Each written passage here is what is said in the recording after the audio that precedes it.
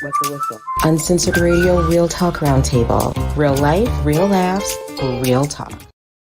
Hello out there, everyone in UCR land. Welcome back to the Roundtable. It has been a hot minute, a very hot minute since we've actually pulled up a chair and had a bit of a chat. But we are here today, and I've got some of the regular faces from UCR Live here to, break down some tough issues and really get to the meat of it all and discuss some of life's little problems that, arise from time to time. So we have Tim, we have Vera, we have Christina.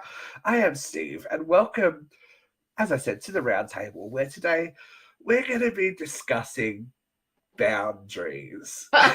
Now, very interesting topic that I'm sure we all have a lot of feelings about, and a lot of, different points of view on, which is the whole point of the roundtables that we come to, come together to make an understanding. So the basis of today's information and the conversation comes from an article on Psych Central, written by Chantel Patmore, and this is 10 ways to build and preserve better boundaries. So the whole idea of having any kind of boundary with, yourself, with your interpersonal relationships, is just to make healthy limits on what is expected of you and what you expect of other people. Now, I know that there are a lot of different types of boundaries, but I think we can all agree, I think the biggest one that everyone struggles with is the boundaries that you set or you feel that you need to set or renegotiate with your family. Yeah. Correct? Yeah. Why do we think family members get a pass at crossing boundaries? They've been with you from the start. They know where every button is sewed on. They push it when they have to. We shared a bathtub. How can you tell her she has to knock? But I think that it's important that we realize, especially it's something that I've realized the older that I get, is that just because there is a status quo in familiar relationships and even friendship relationships doesn't mean that it has to stay that way. If so, it's popular saying that if something doesn't serve you anymore, then why are you feeding it? Why are you giving it energy? Mm-hmm. I just think, especially for people that are, our show is aimed at the millennial age group and older. These people that are navigating life, where our parents taught us one thing, and we're trying to establish our own kind of goals and boundaries with what is healthy and what is expected.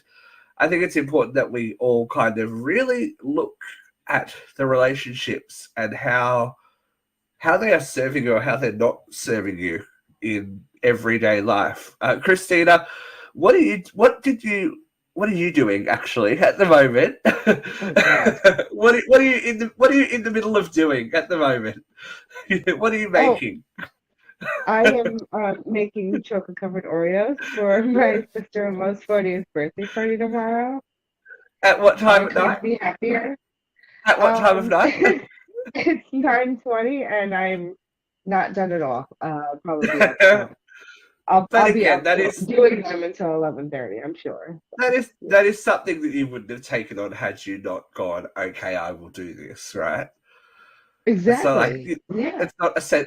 I think there's a big sense of, there's a difference between obligation, sense of obligation. I am obligated to this, and choosing to relax a boundary and go, you know what, it's a little bit inconvenient for me, but I want to do this for someone because I care about them.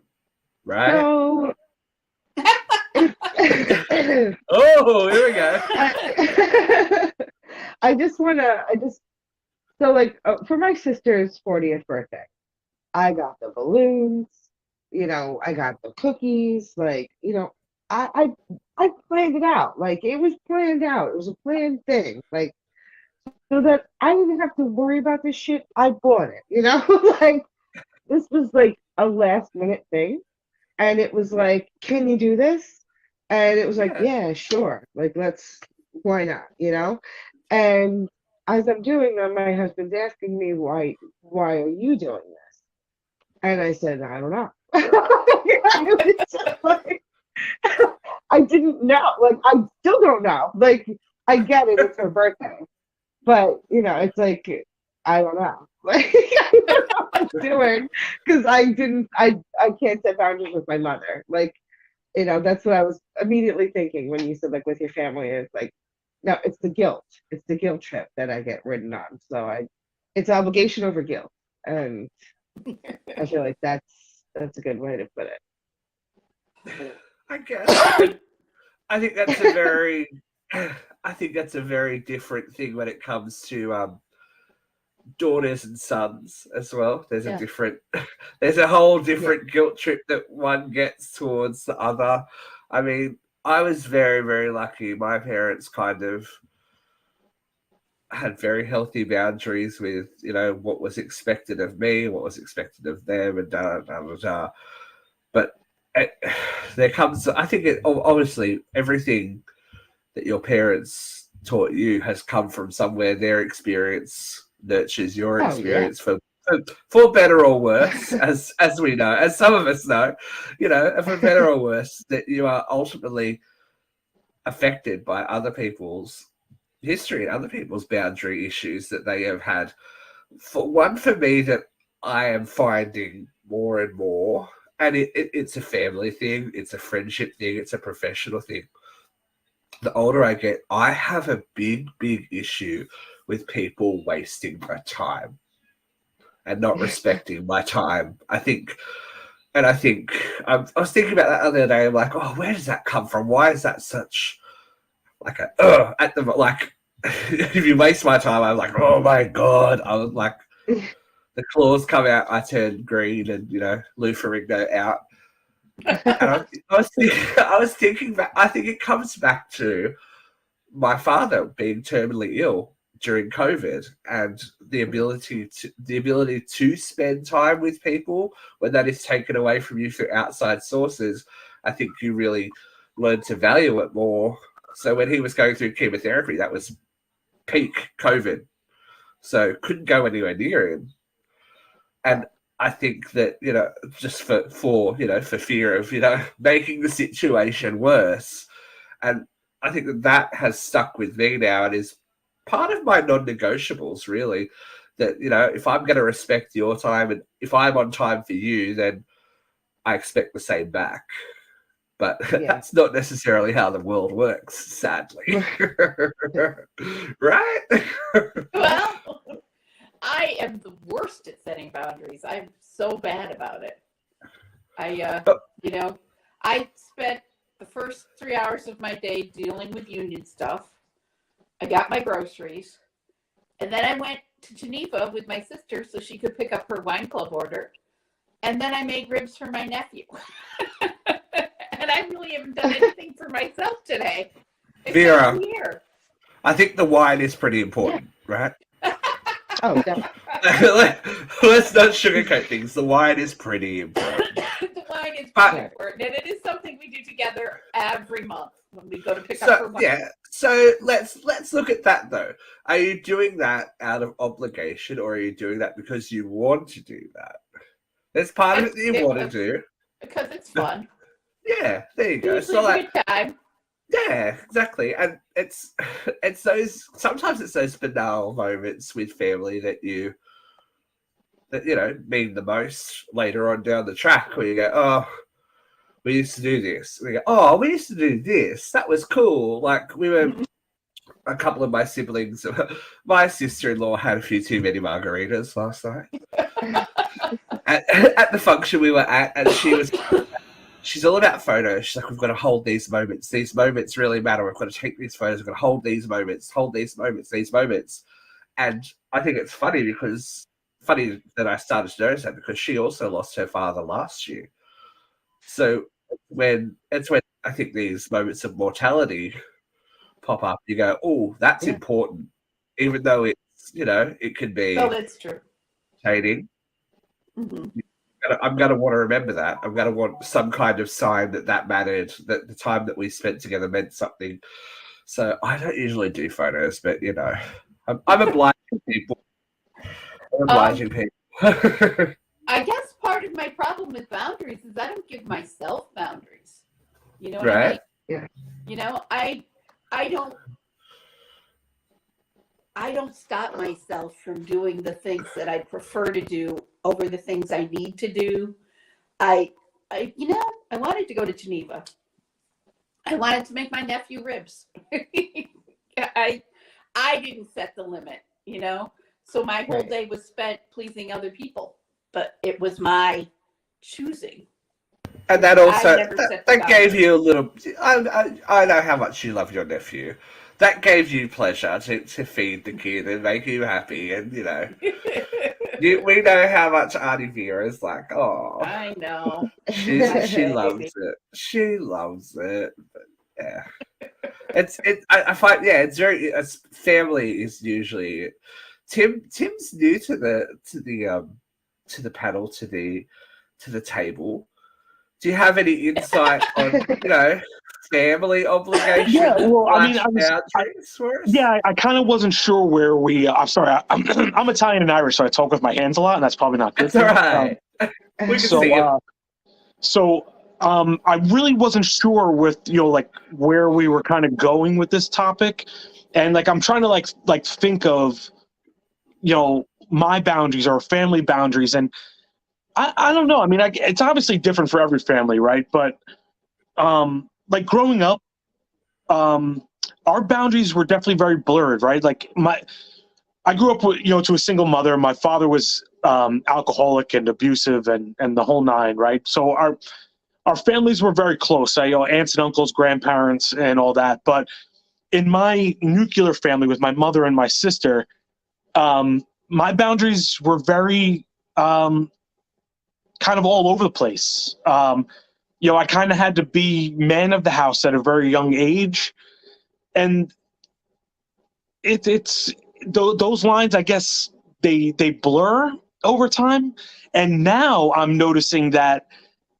my relationship with my mother is almost like awkward because it's like for so long it was a job. Like get your sister on the bus, make sure the breakfast is made. When you get home, make sure dinner's ready. But because my mother was working 2 and 3 jobs, so now my mother like feels guilty. So she's like overtly my mother, where it's like, oh, poor Tim, poor Tim, poor Tim. And I'm like, easy. Like, I'm Yeah. a Tim's 41-year-old okay. man, like I can, I just thought she really I'm loved coping you. fine, um, so yeah, those lines, like as far as family, we were always so open with each other, and there were almost weren't any boundaries. It was like anything was fair game.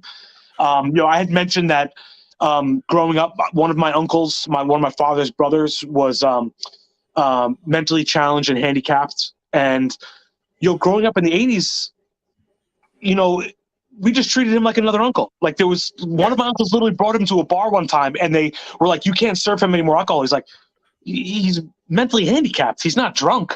And it's like, but it's literally like stories that it's like I grew up with it, so it was no different for me.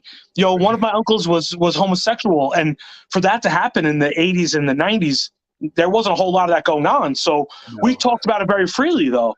Like Yeah. he married a man named Gary, or was life partners with a man named Gary, and it was just part of our upbringing. So now that it's like kind of all coming to a head, and it's all like taboo to say this, and you can't use that word, and I'm like, what are you talking about? Like that was our Yeah. family, and we loved them. Like so. Why does that hurt you to hear that? But it's just the way that we were growing up without those boundaries, and you have to respect other people's boundaries too, though. And So it definitely informs the way that you as an adult interact with people, and you guys with children, and the children that you've helped raise.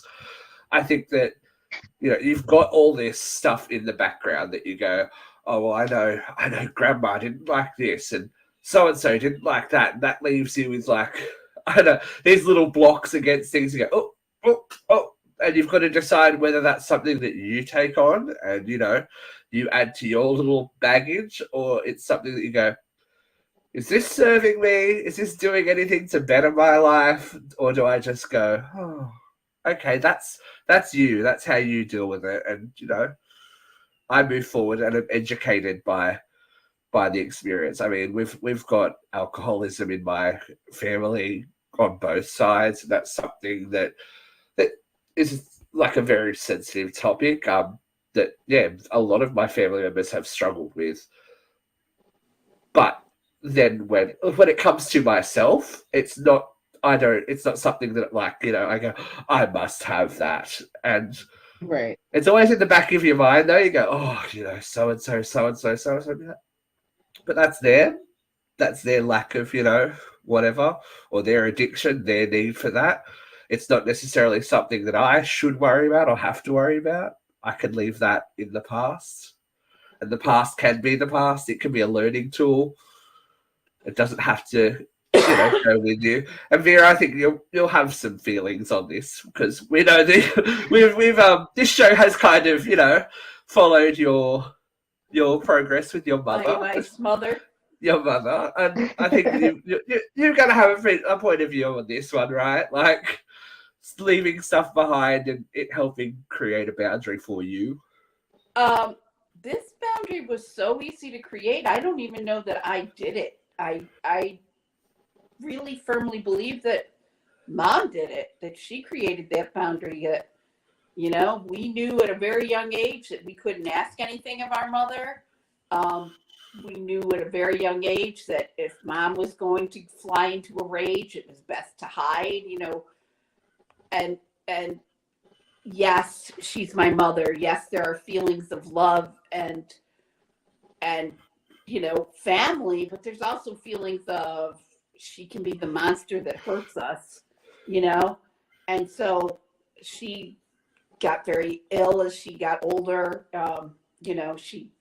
She needed us more, and in spite of the fact that she was our demon, we stepped up to be there for her. But when she died, she just passed in December, it hasn't been hard. It's so funny that this came up because my aunt stopped by today and she was, my baby sister's gone. And I'm just like, yep, she is. I'm sorry for your loss. Yeah.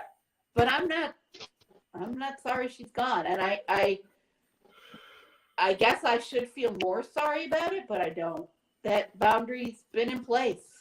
But that's exactly the point. You can feel sorry for your aunt, but she didn't have the experience that you had with your mother. Right.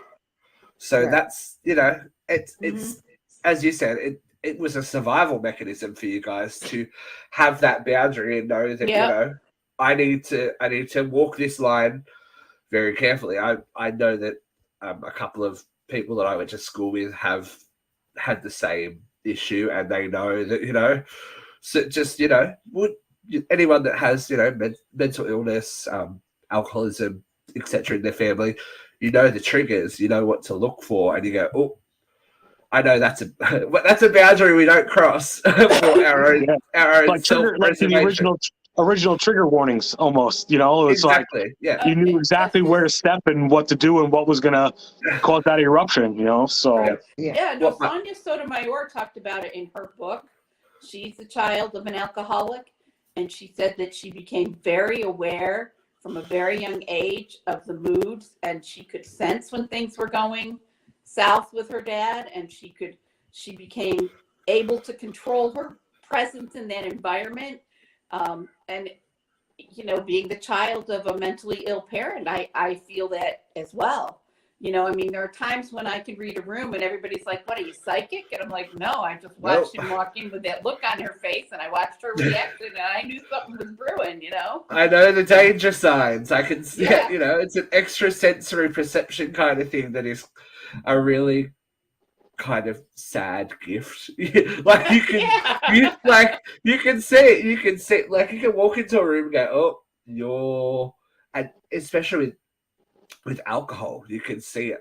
People that have had that experience, you go, you're about 2 drinks away from turning, aren't you? Like you can feel that. You can feel that tension ratchet up. And you're like, it's incredible too. I mean, even to this day, I'm not a small person, but I still like today I was playing golf with my cousin and he had a few too many by the end of the round.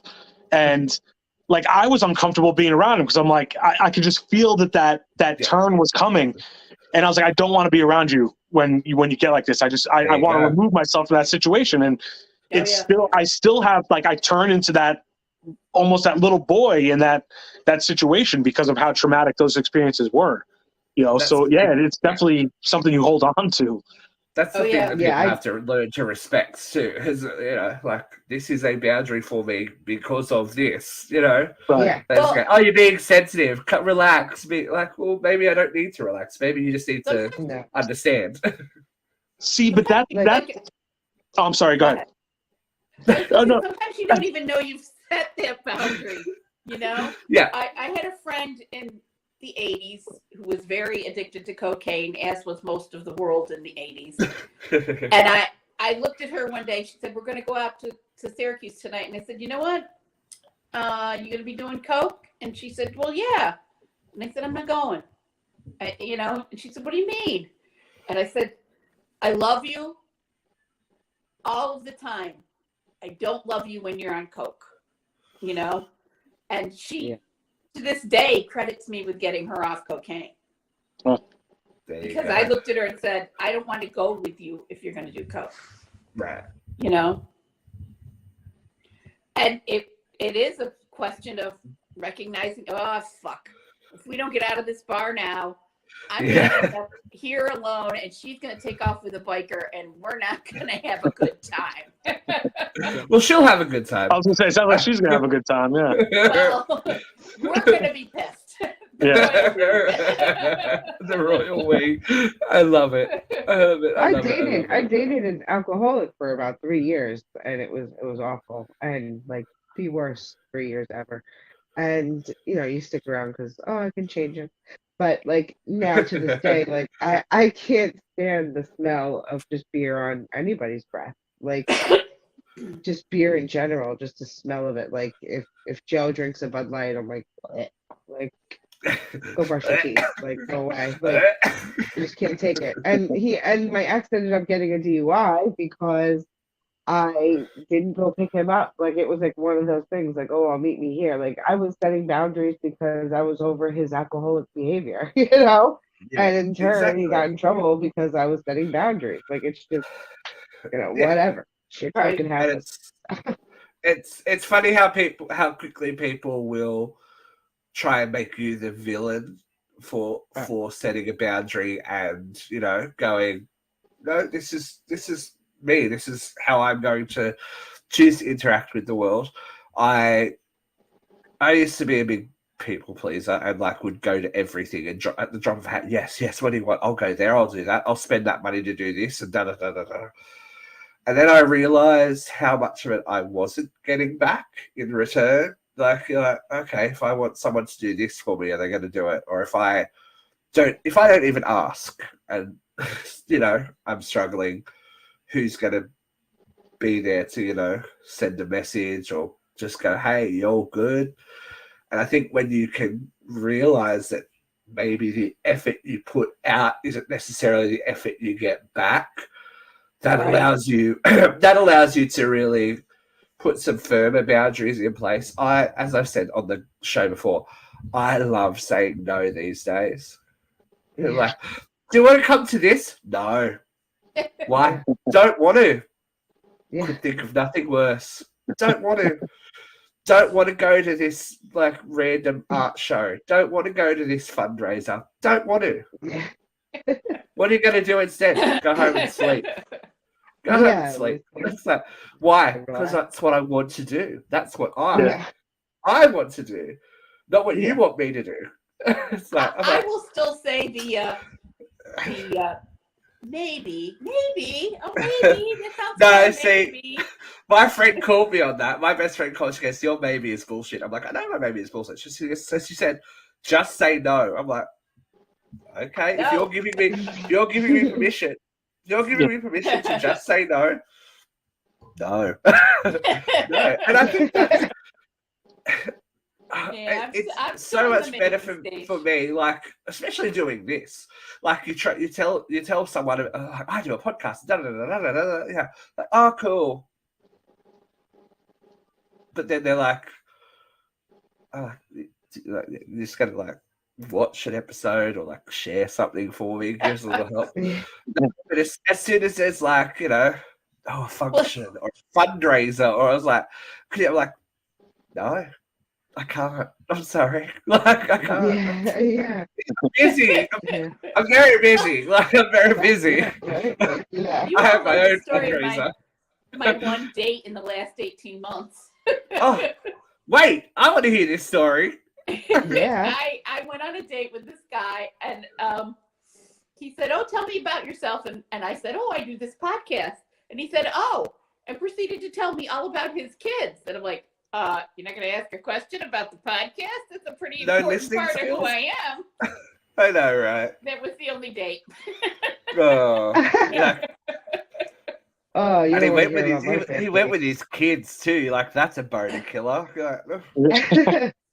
I want to. Are they 40? Because I don't want to know if they're not. I'm not interested. Do No. they require your parentage like constantly? Because I don't need to know. That's Right. a boundary. Vera ain't being stepmom. No.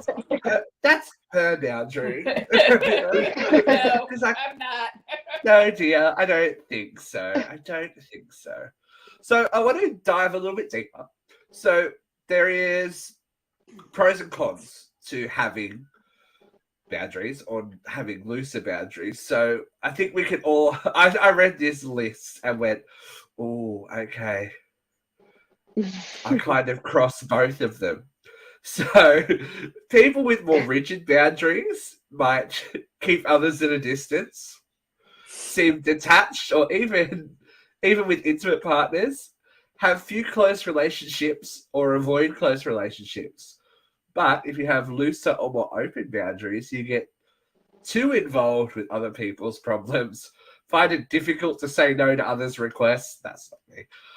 Overshare personal information. That's everyone on this panel. And seek to please others for fear of rejection. I read that and went, oh my God, that's so many people I know. There's so many people I know.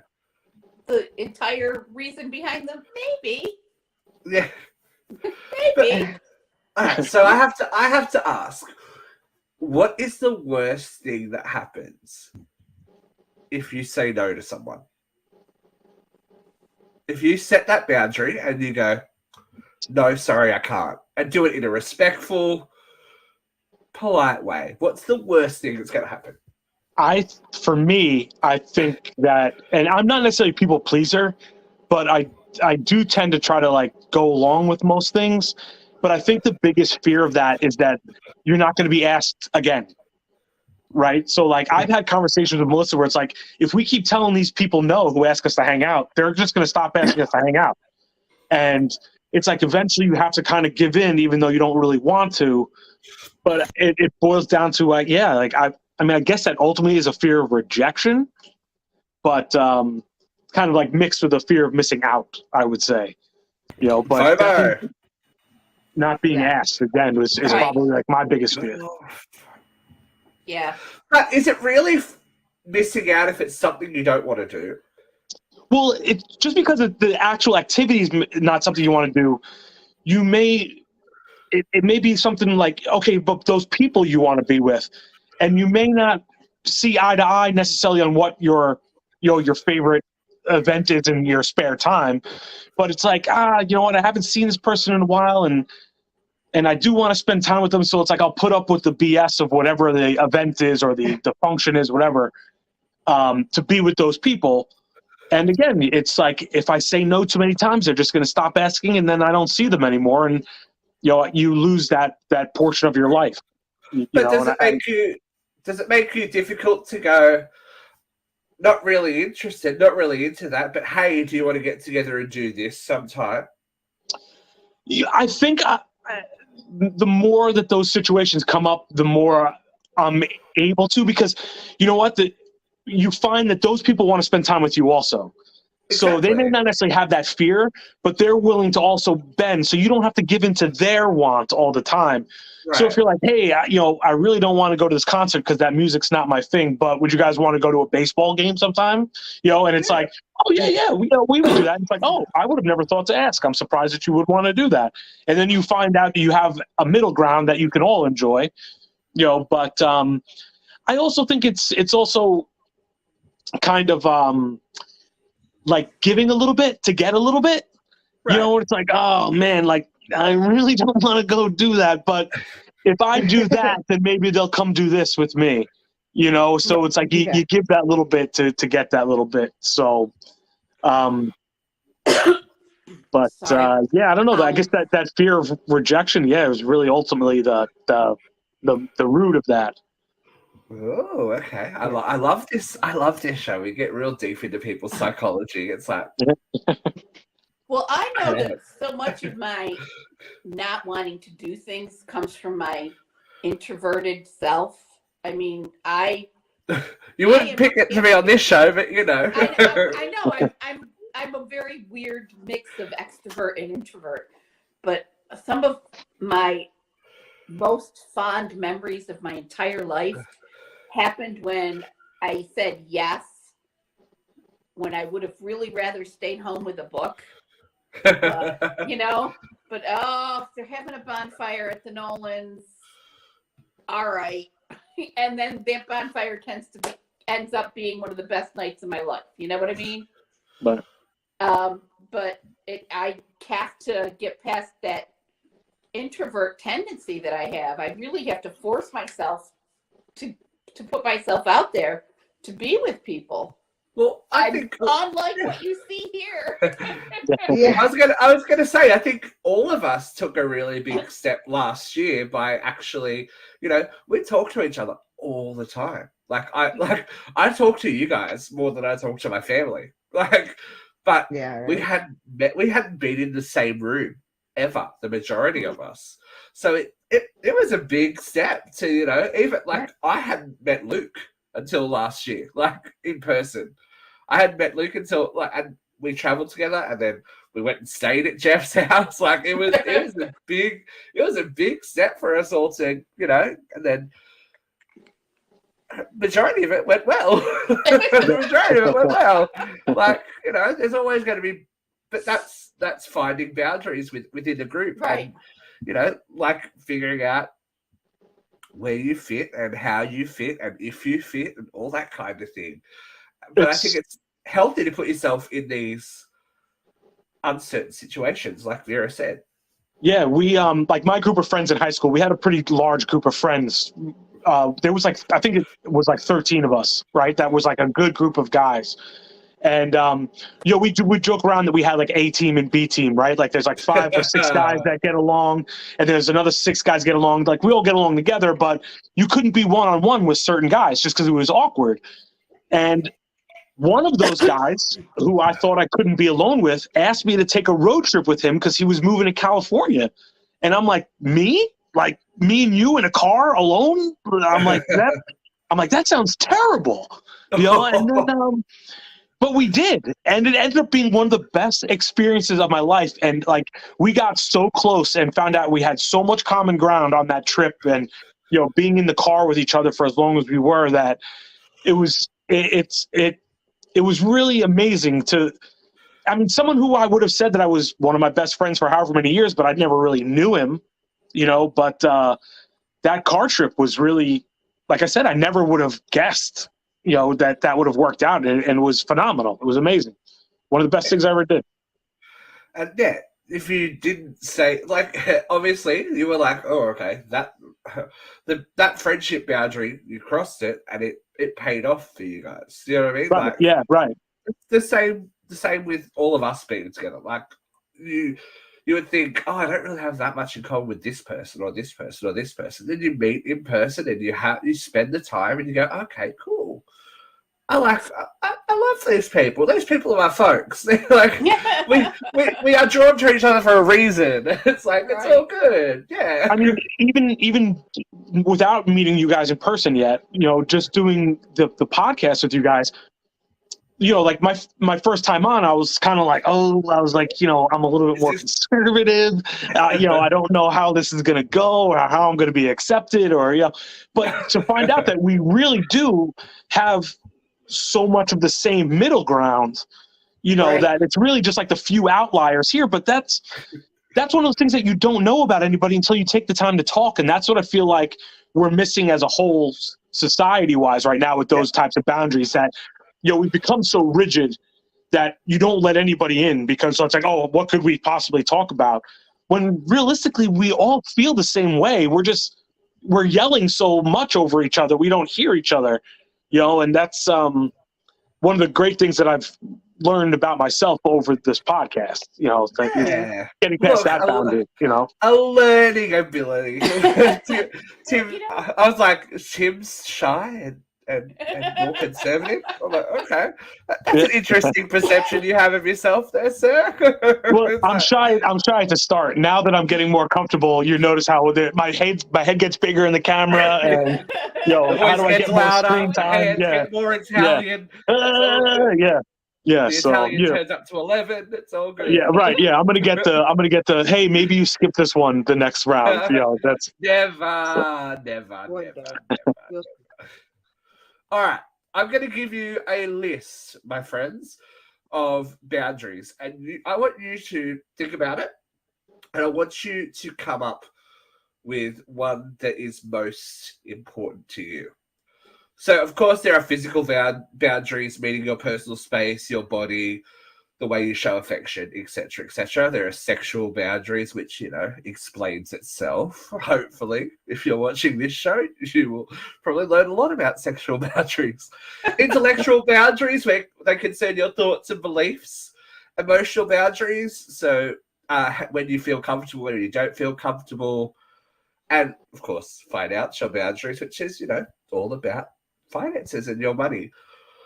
What is the most important one for you, Vera? As a nurse, the professional boundary is really so important. I mean, you are in people's lives at a very, very vulnerable point. They need you to continue. But you really are there as a professional. You are there as a caregiver. You are not family. And establishing that and finding my professional boundaries was probably one of the harder things I've done in my life.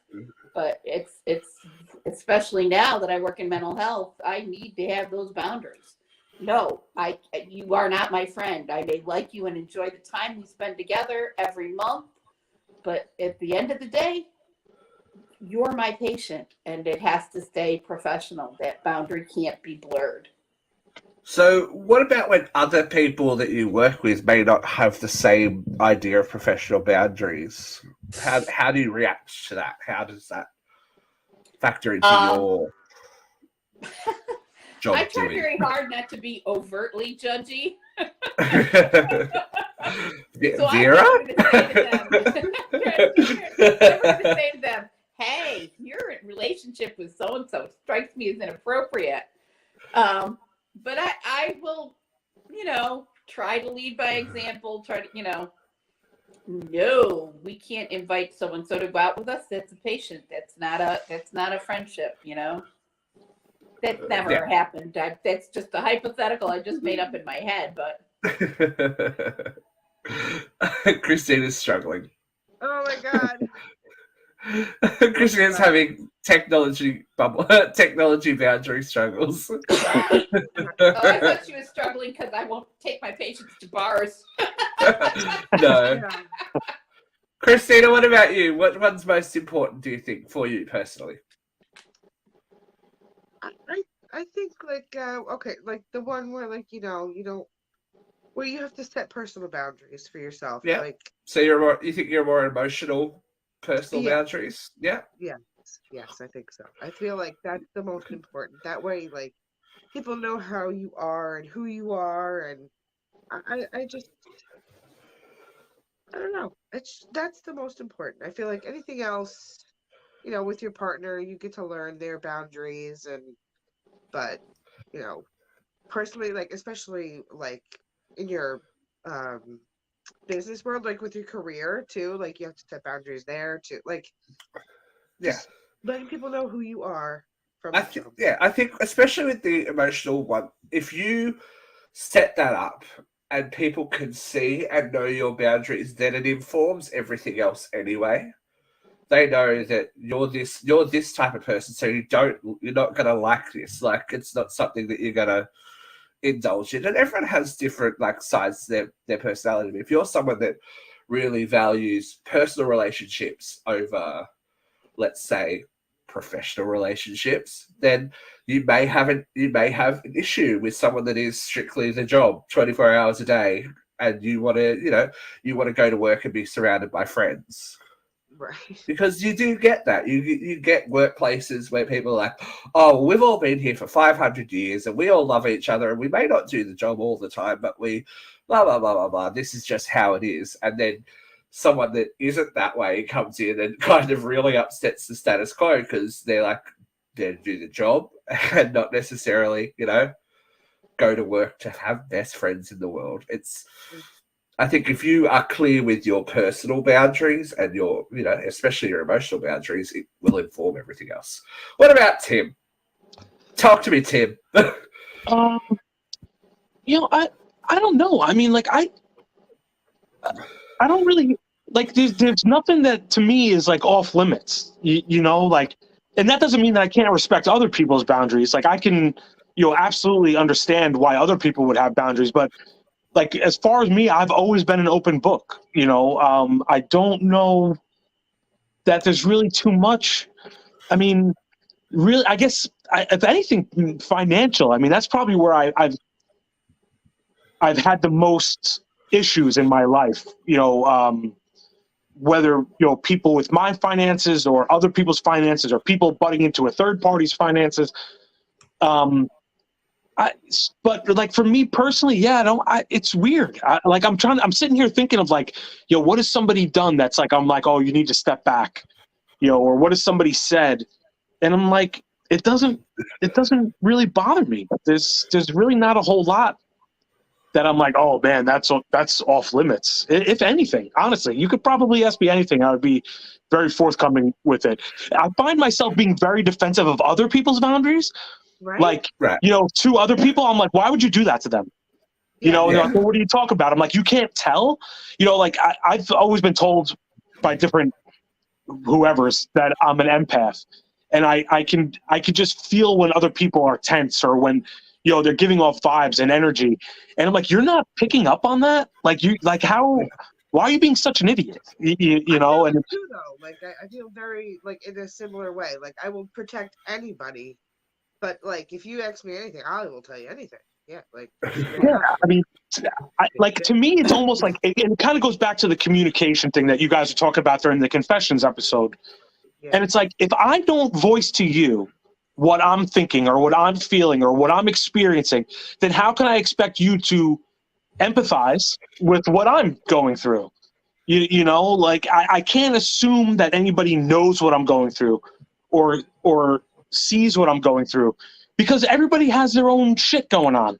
So most of the times people are so consumed with their own troubles and their own issues that they don't see yours. So you can't expect someone to respect you or respect your boundaries if you're not communicating those boundaries to people. And I feel like it's just one of those things that it like anything else boils down to communication. If I can express to you what my boundaries are, then I will now expect you to respect those boundaries. But if I don't communicate that, then how could I expect you to know what they are? Yeah. So Yeah. And communication is a big thing. Like we underestimate the ability to be able to have, and I find myself saying this a lot to people, a clear, concise communication without emotion to express your point of view. Because once people add in anger or disappointment or frustration, it clouds the conversation. It clouds the clarity of the conversation. Right, because So you take it personal and you get defensive at that point. Yeah, and it's exactly. Whereas to be able to say, look, I wasn't really thrilled with what you did before. I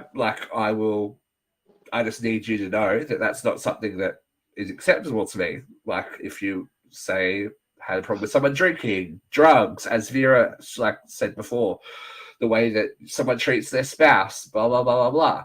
If you can have that conversation without it blowing up into huge emotional trauma that everyone needs to pick a side and all that kind of thing, it doesn't need to be that. You just need to go, hey, this is my opinion on this, and you need to understand my opinion to move forward with our relationship in an honest way. If you want to have an honest relationship with someone, right. Well, If a you lot want. of that is emotional maturity too. Yeah. I Right. mean, you brought up the trip, and I've said this a million times. I think it's a point of personal integrity that I'm not going to say anything behind your back that I You wouldn't say to someone's your face. Exactly. you know? And so, Yep. I don't want to sit there and talk about somebody's relationship with their spouse if I'm not willing to have that conversation with my friend. Listen, I'm sorry that I was there when he said this. I feel that was disrespectful to you.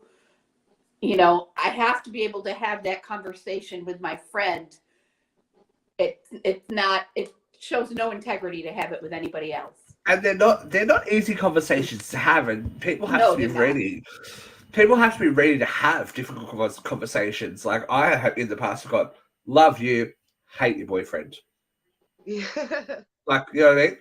I will spend time with you. I don't really want to associate with that guy. And I No. know that you love him. You love him for this reason and this reason and this reason.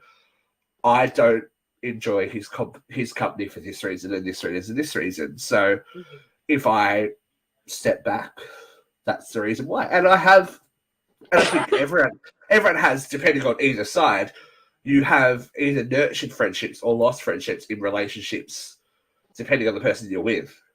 Oh yeah. Right. Yeah. And then you look back and go, oh, that with them as a friend. Yeah. It was one of them, just the person that they were with. It was, I helped this girl move 3 times. 3 times.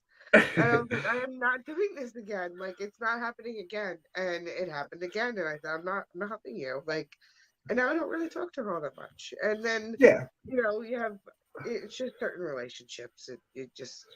I can cut a person off in a day. I was friends with her for over 5 years. And she just said one fucking comment to me, and I don't talk to her any fucking more. And I'm okay with that. And obviously, that's your boundary in that friendship. You're like, okay, you don't get to say that to me. I'm sorry, Right. you don't get to say that to me. Oh yeah, there are people that I won't talk to because of that you've crossed the line. We're done. Yeah, and even people that I've known all my life, that I've grown up with, etc., etc. I've seen the way that they have handled situations or not reacted to situations, and I went, that tells me enough. Yeah. I may have all of these memories and fond memories, very, very fond memories of you, but that doesn't mean that you didn't do the thing that you did. Right. And I can separate that and go, all right, cool. Maybe that relationship is in the past for a reason. Yeah. And I don't need to accept your ambivalence or, total lack of interest in quite important things. Right. I don't need to include you in my life. I can look for that in other friendships. I can nurture other friendships or find new friends. You know what I mean? Deal with it. It's not necessary to, hold on to things that don't serve you. Right. Yeah. All right. Should we do 10 ways, 10 what's she saying to me? 10 ways to maintain and set good boundaries to finish up. Should we see how this list goes and you can tell me what's going on? So, number one, she says, reflect on the reasons for your boundaries. And I think that we have well and truly covered that with this conversation. I think whether other people think it's frivolous or not is not really up for discussion. Mm-hmm. If you set a boundary, if they think it's unreasonable, then you're like, why? Like, why are you not respecting my opinion? If we're equals in a relationship, whether it be a friendship or work relationship, partners, what is it about me deciding that affects you in such a negative way? I don't know. That's just me. I have been called cold, not emotional. So, I have a lot of emotions. I just keep them. I start with a few boundaries. So this is what she says. If you don't have many boundaries in place already, the prospect of introducing more might seem overwhelming, so build them up slowly. Doing so allows you to take more things at a more comfortable pace, and it provides time to reflect on whether it's heading in the right direction or if you need to make some tweaks. Do we agree with that? Sure. Yeah. I think if you wake up tomorrow and go, right, I'm not going to associate with anyone who drinks, anyone who swears, anyone who looks at me the wrong day on the Sabbath, blah, blah, blah, out of nowhere, of course, your life is going to be drastically different in 24 hours. But if something is annoying you, if something's getting under your skin, maybe pick on that and go, this is my core boundary at the moment. And look at how people treat that, how they respect it, or if they ignore it, or if they go, and then you go, all right, cool, I can push this way then, and da da da da da. But I think if you just go in and go, I've decided that this is who I am now, you're gonna run into problems just out of nowhere. It's cold turkey boundaries doesn't seem like the answer. Yeah, I know, right? All right. Consider setting boundaries early on. Sometimes it can be really hard to start putting boundaries in, especially in pre-existing relationships. Yes. But if you can put boundaries in straight away, it's a lot easier to work with. Well, obviously, hello. But most of our conversation has been about, these long-standing relationships and getting in there and trying to assert a little bit of control. But I don't think it's ever too late for someone to show you some respect. No. Like and it might change. It might change. Like people change when they live a life. People experiencing, and that experience colors your perception. So things change. If you expect someone to be a cartoon character that is the same for the 40 years that you're going to know them, I think you're going to have a very surface friendship, I think. Yeah. If you can't see people change and see the flaws in people. And I think it's also as well as see the important good to remember things. that you can, no matter how long standing your relationship is, you can set a boundary even after 15, 20 years. You can say, listen, even with your family. Even with your family, yes. Yes. This is not working for me anymore. I know I've never said anything to you before, but these next two ones I think are kind of core. So try to be consistent with your boundaries. Letting boundaries slide can lead to confusion and encourage new expectations and demands among those around you. Try and keep things consistent and steady. This helps you reinforce your original thresholds and beliefs and ensures those lines remain clearly established. I agree with that in a big way. You can't let things... If you've made a decision that you're not going to accept something, you can't go, oh, well, it's okay because it's this person. No. Yeah, well, that's kind of the opposite of a boundary, isn't it? Yeah, like, you know what I mean? Like, people will go, I hate people who cheat, but my brother's best friend's sister, who I'm close with, is cheating on her husband, but that's okay. Yeah, right. Right. You know what I mean? Like, big Well, right. And consistency. now that you say that, I feel like a lot of boundaries kind of are sistered with your moral values, right? So I feel like those are your most severe or your most rigid boundaries. So yeah, I mean, if it's a boundary, then yeah, nobody should be able to slide, because then that means that your convictions aren't that strong. Yeah, you've got to So be. that really Well, says more about you. I'm going to call that one. Oh, I love it. Go. I mean, yes, I think cheating is absolutely wrong. But I've always said it's not really my business who anybody sleeps with unless they're sleeping with me. If you're cheating Fair enough. on your relationship, I may not call you on that. It may affect the way I think about you. I will consider that you don't have a moral compass, but I may not call you on that, because that's your life. It's your circus and that's your monkeys. Oh yeah, no, I agree with that. I mean, 100%. That's right. That's your own battle. You know, that Right. I'm not getting involved in that. But like you said, I would have an opinion about that person, I certainly. would have an opinion. I Yeah. may keep it to myself. Yeah, right. Time and time again on this show, I think we have figured out with people that have come and gone through the years and through the lineups, that I think the majority of us holds a fairly rigid set of boundaries when it comes to the relationships on this show. We can disagree.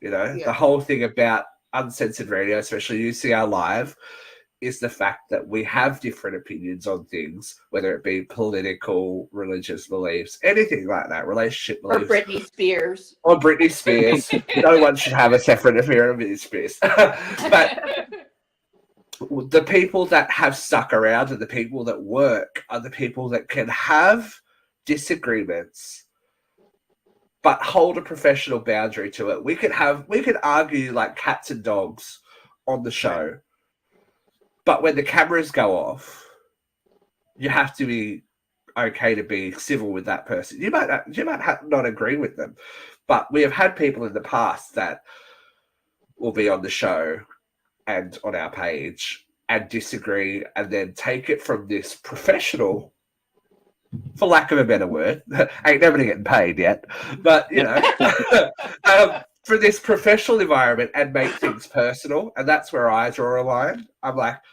if your convictions aren't strong enough to not be able to have a conversation or an argument or a disagreement without getting personal, then your argument is Right. mute to me. Without Yeah. calling someone. Again, that comes That down to means respecting nothing. somebody else's Yeah. boundaries, right? I mean, Right.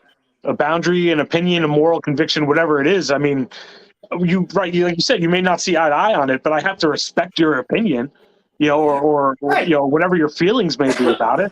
And we can I get may along do it. without having the same opinion or Right. feelings about, you know, every single topic.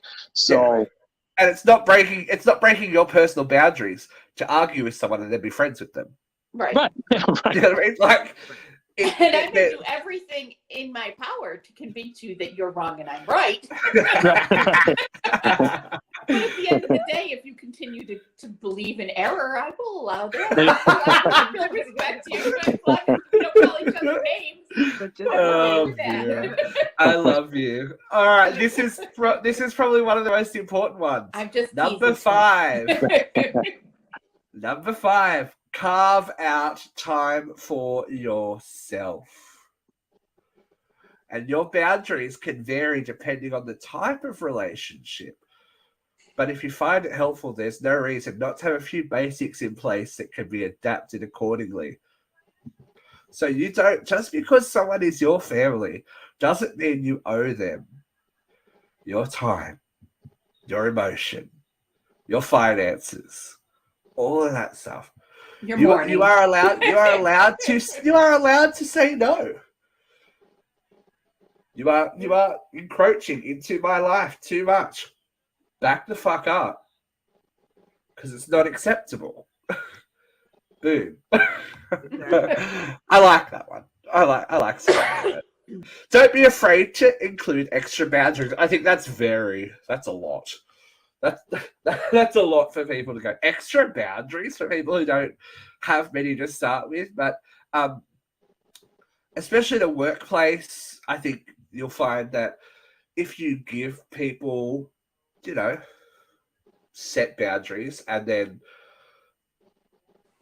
they get extra empowerment from that by giving them extra, you get extra. Is that weird? I don't know. Like if I give someone more responsibility and go, well, this is my expectation of you, this is the boundary that you have to act within. Most of the time, people go, okay, I'll step up and accept that responsibility, and then that comes with another set of boundaries that they either choose to, go with or not. That's just personal experience. But anyway, set healthy boundaries on social media. We can't talk about that. Actually, we can. Just don't be a hater. Don't be a fucking hater. Yeah. I had someone. Oh, here we go. I've got a story for this one. I posted a video from Drag Expo. I got my best friend surprised me last weekend, and she goes, "What are you doing tomorrow?" I'm like, "Nothing." She goes, "Cool, we're going to Drag Expo." I'm like, "Okay, cool." We spent the whole day surrounded by drag queens. I went, "I'm really not this gay, but that's okay." I learned a lot more about myself. It was a fantastic day. Had a great time. I've lost my train of thought now. That doesn't happen much. Oh, I've stumped myself. Let me look back at this now. Oh, social media. That's what it was. Okay. So I posted a video, and this person, who I kind of know, was like, because I was quite close to this performance. And they're like, oh, this was iconic to see up front. And I was like, oh, yeah, we went to the after party where they did another performance, and it was just as amazing. And their response was, "Meh, what a medal." Wow. I'm like, get off my fucking page then. Right. And I, to my credit, went, that's okay. Yeah. I didn't go, fuck you, and the horse you rode it on. 17, right, no. But that's my boundary. I'm like, you don't feed the haters, you don't feed the trolls. But why say anything? Like, what's the point of saying that? Exactly. Like, people are such assholes.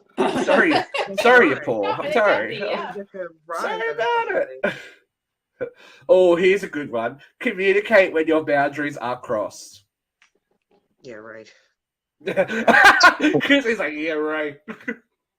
Go make those Oreos, bitch. There was a lot of that today, right? I mean, I don't want to get into too much of it, but Melissa and Christina and their aunt and their mother went dress shopping today for a dress for our wedding, and mother of the bride dress. Mother of the bride dress, and We're it gonna was have supposed to to see be videos from this wedding, Oh, there'll be videos, Yeah, but some boundaries were crossed, and I was trying to tell Melissa, I was like, you need to speak up assertively but respectively for yourself, and establish that boundary. Like, it shouldn't be accepted.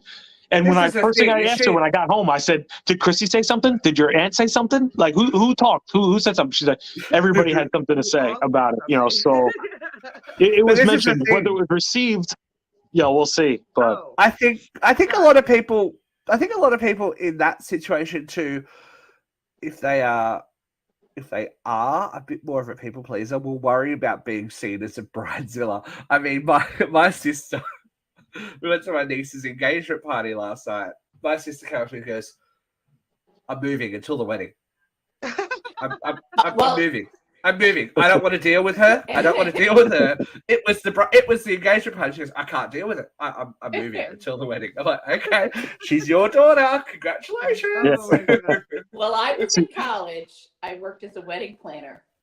Oh no! And in my humble opinion, it doesn't matter who the bride is. When they are the bride, they are bridezilla.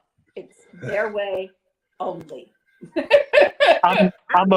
Everybody we talk to, they're like, "Oh, you're the groomzilla." I'm like, "You damn right, I'm the groomzilla." I was like, "This is what I want. This is the color I want, and this is how it's gonna go down."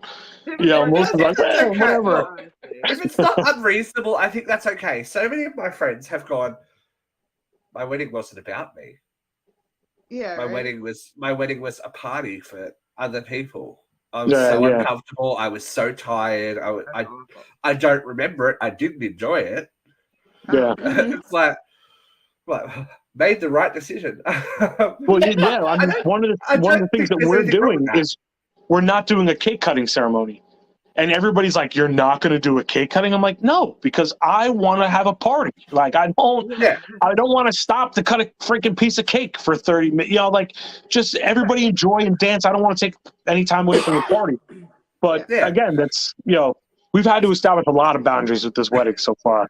Like no yeah. kids, like that's been a huge pushback. Oh But Jesus, are you okay? Did yeah, you survive that?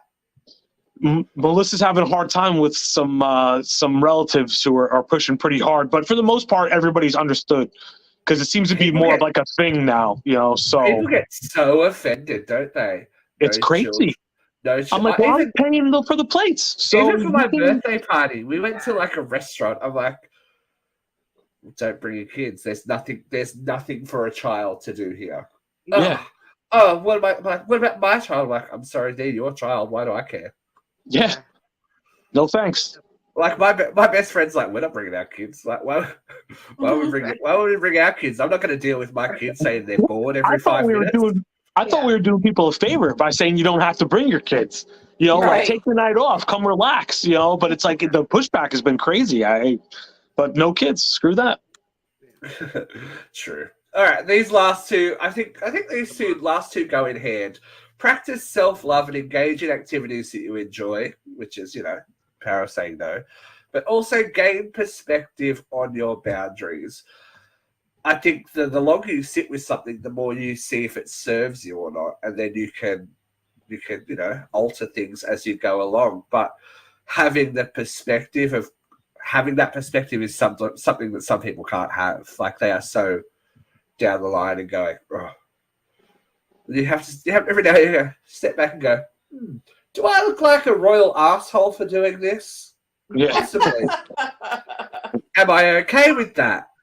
Yes, I'm okay with that. That's fine. Is it necessarily, this is something else I've noticed. Is it shrinking my group of friends as I get older?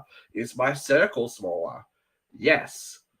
But do I value those friendships more? Yes. Yeah. Everything comes with everything comes with a to and fro.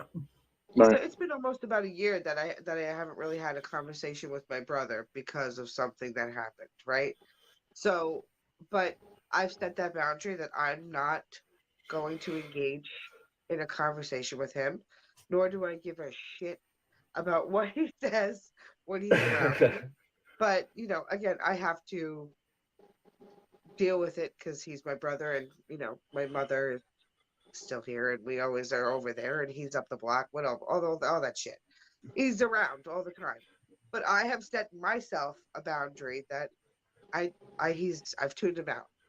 My husband talks to him, but do I give a shit what he talks to about my husband? No. Do I ask my husband what he talks about? No, I don't, because I don't give a shit. Like, again, that person's just, I don't care. So I've gained my perspective over the past year to realize it just doesn't, it's actually been so much better for me to ignore him than to feed into the shit that he does. Because it would every time he would say one fucking thing, I would react, and it's like he's not even there anymore to me. Like I it's think just Jeff has a very, very similar point with his relationship with his family. It's just like, what is this doing to me and my children? Yeah. And, is it really worth holding on to a relationship that is potentially damaging to not only myself, but the people that I care about? Because it's a familiar relationship.